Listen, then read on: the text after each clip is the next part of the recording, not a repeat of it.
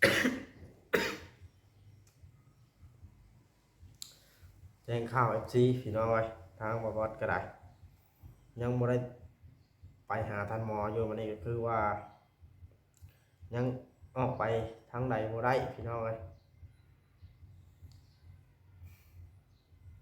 ว่าง่ายยังไข่อยู่ไข่แห้งไข่นักสโลมเบิด3 ถุงพี่น้องเอ้ยน้ำเกลือทอดสโลมแล้ว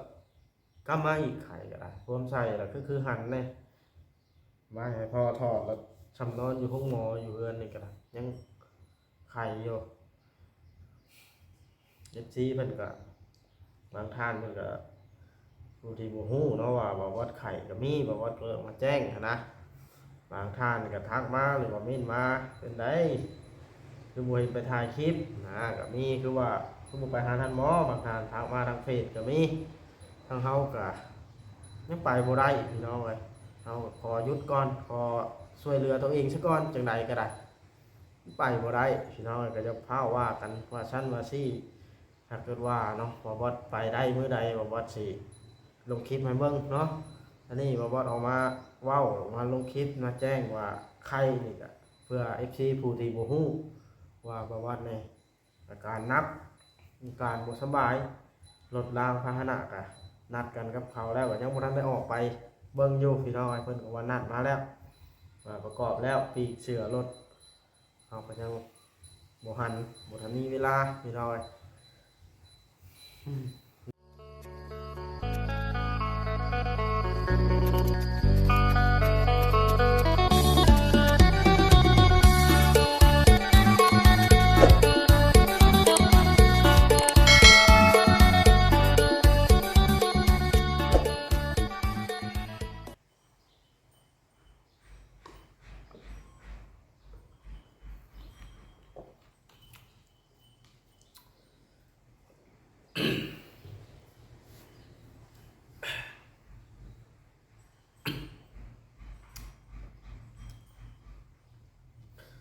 พี่น้อง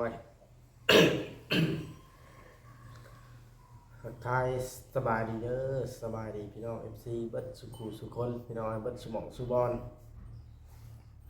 บ่ว่าสิเป็นพี่น้องทางฝั่งลาวฝั่งไทยพี่น้องแล้วก็อยู่ต่างประเทศนำยินดีต้อนรับเข้าช่อง YouTube ของบ่าววัด Channel นำกันพี่น้องก็คือ ย่าน FC ลืมพี่น้องออกมาเว้าลมนำ FC จังเล็กจังน้อยก็คือเรื่องท่านหมอนั่นแหละ เรายังบ่มีเวลาไปเยี่ยมเรา ก็คือตัวเจ้าของนี่ข้าวสโลมน้ำเกลือเบิด3 ถุงพี่น้องหากระทอดแล้วก็เสียงหลอดคอนี่ มันเว้าบ่อยากได้ตอนนั้น ก็เลยบ่ได้ไปทางใดพี่น้องว่าสิไปเยี่ยมรถก็ ยังบ่ได้ไปอยู่พอดีว่าสร้างเพิ่นว่าประกอบแล้วเด้อเพิ่นว่าเอามาเบิ่งเด้อเพิ่นว่าแต่ว่าก็ยังบ่ได้ไปอยู่พี่น้องเดี๋ยว ก็ดีไข่จักหน่อยก่อนพี่น้องว่าจะไป หมดแล้วเป็นแบบนี้ตายได้แบบนี้พี่น้องอนาคตแบบนี้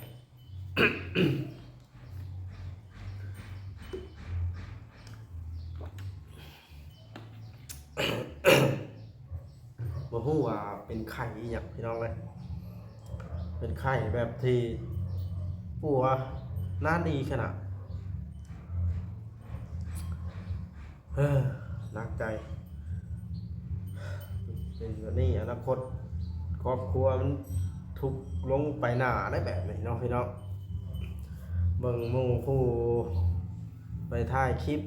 วุ่นอยู่ไปถ่ายคลิปน้องอย่างนะว่าเห็ดหังอยู่เครือไม้อยู่ต้นไม้นะกำลังเป็นกระแสช่วงนี้ไปกระหุ่มไปถ่ายพี่น้อง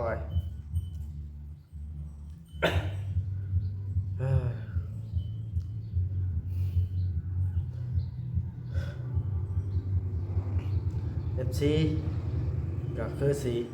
ฮู้แล้วเนาะว่าเป็นหยังบ่วัดจังหายน่ะบ่ได้ลงคลิปก็คืออยู่เฮือนซื่อๆก็ยังเอาตัวสิบ่รอดนะพี่น้องเอ้ยทั้งเบิ่งอีกมื้อหนึ่งสองมื้อก่อน มาแรกนี่สิให้พ่อมาเขาน้ำเกลือให้ก่อนทอดหลังจากเขาทอดชะโลมออกหรือว่าน้ำเกลือออกเลยมันสิพึบมาเลยแบบว่าคันเฮาเสียบอยู่นี่มันสิบ่เป็นแบบว่าคือเบากระโตย่องๆอะนะพี่น้องแบบว่าเฮายาเข้าเฮา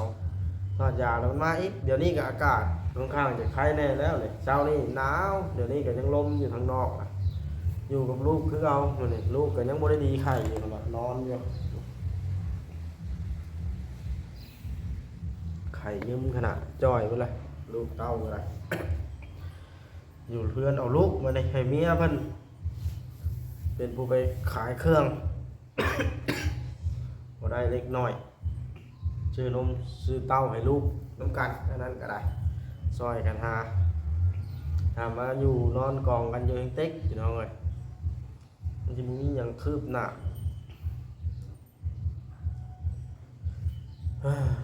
อยู่นี่ฟันเอาว่าสิว่างดังไพ่อยู่นอกแล้วบ่ได้มุงเลยนั่นเลยเอาห่างกายให้มันรอดก่อนพี่น้องเลยก็คือเรื่องทันมอกันเรื่องใดกัน สิยุดไว้ก่อนแต่ว่าเขากับสิโทรถามอยู่อาการของเพิ่นเนาะเพิ่นบ่เข้าใจเขาว่าเขาปลาละเลยว่าเขาบ่รับผิดชอบบ่ได้แบบนั้นเนาะพี่น้องเขาก็สิตายเพราะเขาคัดเบิดกระตุนกระตูคอคางเสียงปากเสียงไอทั้งเป็นวัดตันดังพันใจห้อนพูดหรือบ่ดีเลยพี่น้องเลยเป็นหลายมือเติบได้2-3 มือแหละ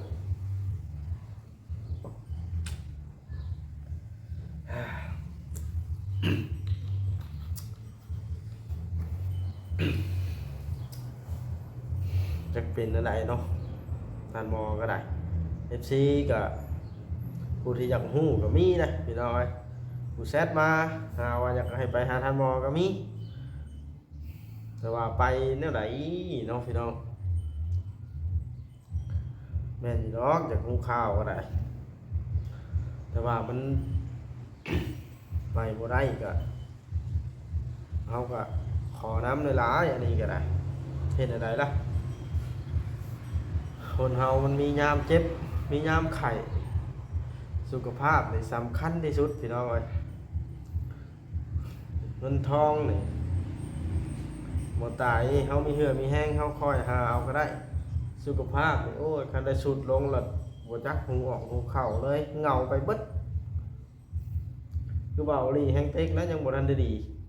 เพิ่นก็ได้แต่ว่าพอไปมาได้แต่ว่าดีบ่ขาดพี่น้องเป็นอากาศมันเปลี่ยนแห้งยามนี้ก็หนาวได้ใส่เสื้อกันหนาวกลางค่ำกลางคืนตอนเช้าก็ได้ฮะบ่คล้ายแน่เลยวางแดดออกนี่พี่น้องเอ้ยนี่แต่ก็ได้เริ่มว่าแล้ว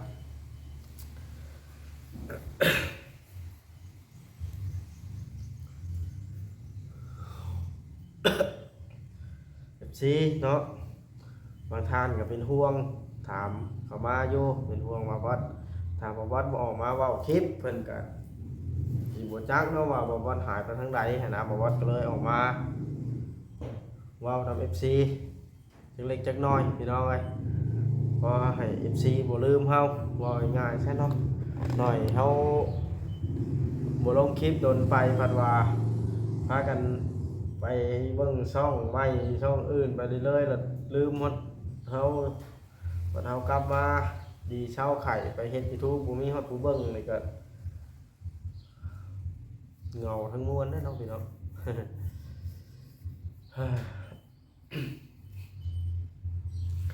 ไปใส่มาใส่บ่ได้ยากแฮงพี่น้องยอมรับอะไร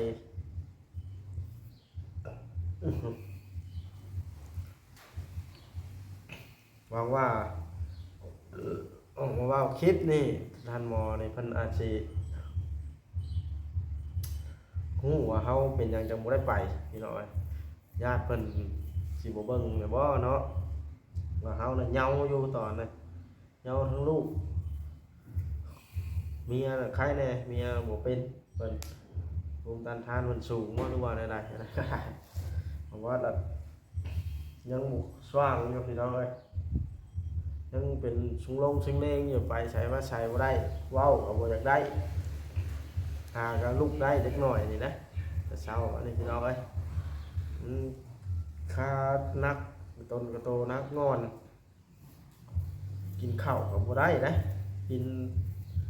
เล็กน้อย2-3คำกินกับต้มไข่มื้อเช้านี่สิ้นหลอดก็มีอยู่สิ้นแห้งก็เป็นบ่อยากข้าวพี่น้องเอ้ย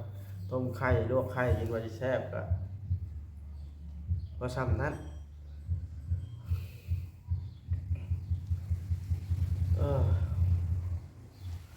ยังไงก็อยากให้พี่น้อง FC คอยเป็นกำลังใจให้คือเก่าแล้วพี่น้องเอ้ยบอกว่าก็บ่ได้ออกมาเว้าคลิปก็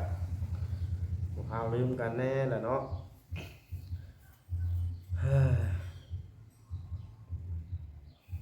บอกว่าก็อยากไปทำงานอยากไปถ่ายคลิปคือหมู่ล่ะมันออกไปบ่ได้พี่น้องเอ้ยรถก็ยังบ่แล้วสิเว้าเพียงใดสินั้น พอดีนะดีไข่แล้วรถเลยแล้วไปลุยงานเลยพี่น้องเอ้ยซอยเหลือคนทุกข์ยากต่อมีคนติดต่อมาหลายอยู่พี่น้องคนที่ทุกข์ยากบ่แม่นเนาะพวกที่ทุกข์ติดต่อมาก็ทางในบ้านเพิ่นนั่นแหละในบ้านของบ้านเพิ่นละติดต่อมาว่าอยากให้ไปไทยซอยเหลือเพิ่นในต้นเขาเพิ่นอยู่ทางบรรณาชโนดพุ่นละทางเขาก็ว่าสิไปอยู่จังไดก็ดีเซาไข่ก่อนอันนั้นก็ลูกมีพ่อมีแม่มีอ้ายหนีไปอยู่ครอบครัวมันเราบ่เบิ่งกันอันนั้นก็ได้ก็เลยซอยเพิ่นเอาตัวเองบ่รอดเอาง่ายๆซะหัวก็โซลูกก็น้อยนะวางอยู่เช้าก็บ่มีไปหานอนให้นอนหน้าไปอันนั้นก็ได้เลยสิไปซอยเบิ่งเถื่อบุญเพิ่นมีเถื่อผู้ใหญ่มีเพิ่นอยากซอยบ่ได้มีข้าวน้ำกินน้ำมูกเนาะ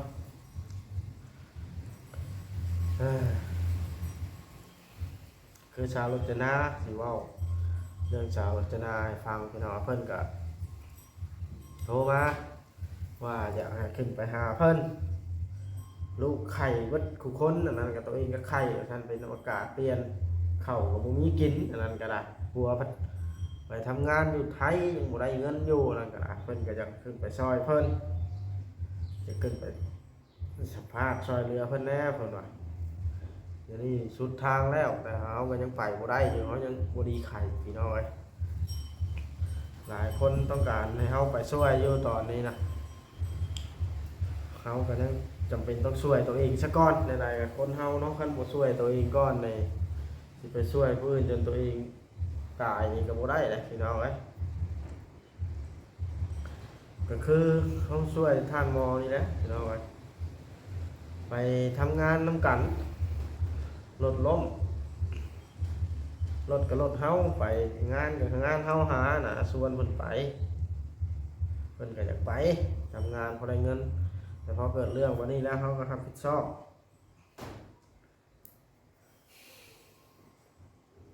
เชื่อว่าการทำดีนี่มันยากพี่น้องกันยากไปก็อิ่มใจวันใดวันที่ว่าเฮาได้เฮ็ดลงไปแล้วอย่าคือมีแรงบันดาลใจอะไรสักอย่างแบบรู้สึกดีต่อใจนะพี่น้องสำคัญไปเฮ็ดแนวบ่ดีมาหน่อยน้อยนึงนี่มาเป็นฮ้อนหัวใจพูดไปพูดมาเป็นอยู่บ่ขับบ่แน่มันเป็นแบบนี้นะแต่ว่าจักเป็นบ่เข้าใจคือกันเอ้าพี่น้องเอ้ยกะสิออกมาเว้าคลิปกะมีซ้ำนี้แล้วบัดนี้เนาะออกมาย่าน FC ลืมก็ว่าแม่น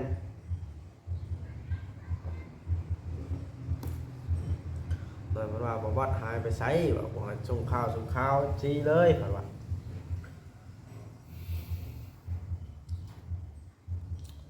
มันก็ ไข่นี่แล้วพี่น้องเอ้ยข้านปากข้านเว้าน้ำคนบ่แม่นอื่นดอกคนมาเว้านำนี่ก็บ่แม่นว่าข้านดอกมัน เมื่อยอะนะงานปากก็ได้ก็เลยอยากอยู่เงียบผู้เดียวอยู่กับลูกกับเต้าไปแบบรี่อยู่นะรี่ลมอยู่ในเฮือนนี่แหละไปลินทางใดก็บ่ได้ไปอีกเพราะว่ามันเมื่อยเด้พี่น้องเอ้ยคำว่าเมื่อยนี่มัน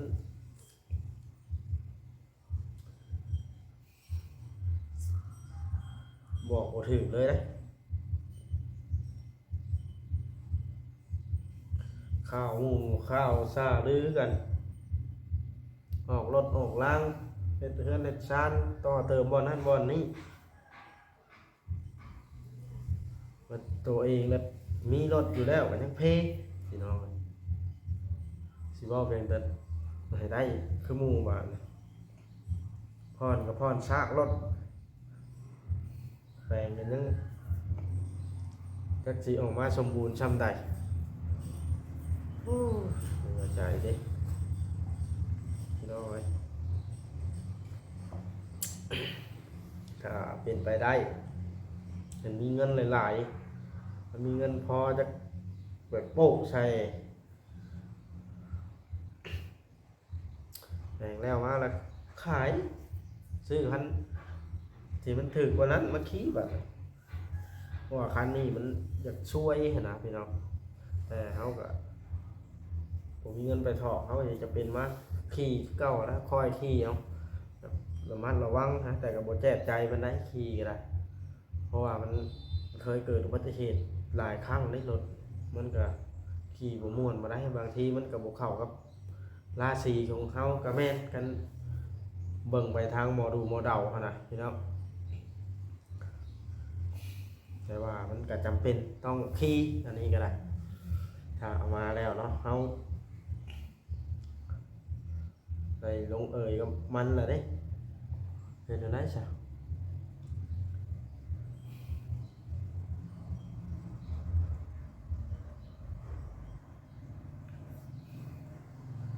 ข้างรถอยู่กับยังพรบวิทย์กับคันตีเป็นเงินกีบเป็นยัง54 ล้านพี่น้องเลยราคาที่ยังติดพรอยู่ตอนนี้นะ54 ล้านเขาหากับพร6 เดือนทอก้อนนะ20 ปลายล้าน21 ล้านบ่ทอก้อนเขาพร6 เดือนตอนนี้ยัง54 ล้านจากราคาเป็นเท่าไหร่รถอยู่3,000 ปลายเกือบ4,000บ่3,000 ปลายเนาะ3,000 ปลายหาพรไปแล้วหากัน1,000 ปลายเนาะยัง2,054 ล้าน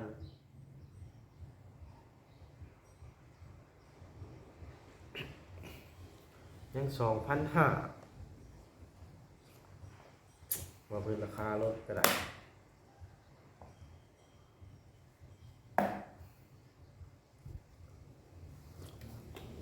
พี่น้องเอ้ยนี่กับโมเมนต์น้ำเลยหรอกน้ำเขาให้น้ำตากแดดไว้กินพี่น้องเอ้ยต้องตั้งมันเฮือนละมันอุ่นเราบุกินน้ำเย็นกินโมได้มันพิษวัดโอเคพี่น้องเอ้ยคลิปนี้ก็จบลงละว่าหลายยืดยาว FC ก็เบิ่งบ่ฮอดพี่น้องเอ้ยฮอดปีนะว่าเพิ่นเบิ่งว่าเฮาไข่แล้วเพิ่นก็พอละจักสิเว้าเรื่องหยังออกมาก็ได้เนาะเฮาก็ได้มีแต่ว่าพี่สาวไข่เพิ่นเด้อพี่น้องจังพบพ่อกันจังสิไปถ่ายคลิปให้ FC เบิ่งอย่างต่อเนื่องเนาะเฮา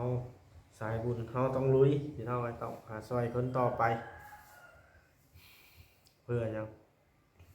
เพื่อให้คนที่ทุกข์ก็ได้มีกินเขาก็ได้มีงานเฮ็ดง่ายๆซะเนาะและต่างคนต่างได้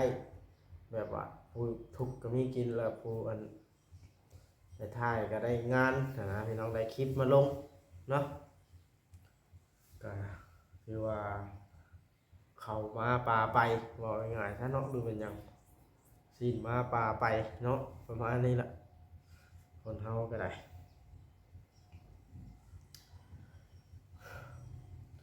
คนเฮาเฮ็ดหยังคำบ่สู้คันมีแต่ท้อถอยกับชีวิตมันบ่เอิ้นว่าชีวิตดอกเนาะพี่น้อง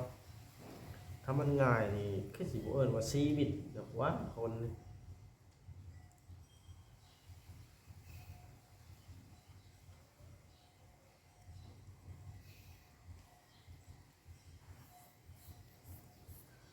โอเคพี่น้องจบคลิปดีกว่าเนาะว่าอยากมีเงินหลายๆเด้ติดปูกะโลพอได้บ่ซาย้อนเวลาย่างนั่งได้ลูกก็นอนรับปิ้งบ่ได้ใช้โชคแล้วนะโอ้ตายลืมไป